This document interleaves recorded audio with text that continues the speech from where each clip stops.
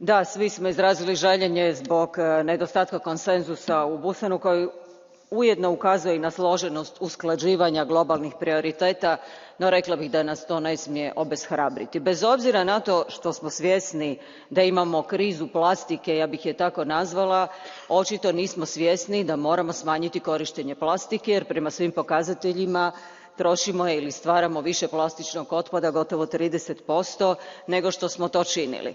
Željela bih iznijeti samo jedan podatak, dakle plastični otpad postaje kriza našeg vremena. S više od 11 milijuna tona plastike mi zagušujemo oceane. Daću vam samo usporedbu.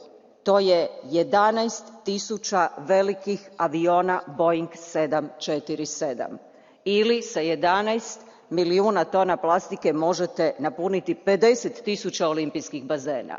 Toliko smo zapravo neodgovorni. Međutim, mi kao Europska unija moramo nastaviti naše inicijative, poput Europske strategije za plastiku u kružnom gospodarstvu i direktive o plastici za jednokratnu upotrebu, koje su već postavile snažan temelj, ali naravno potrebno je učiniti još više i povjereniče, tu ćete imati našu punu potporu.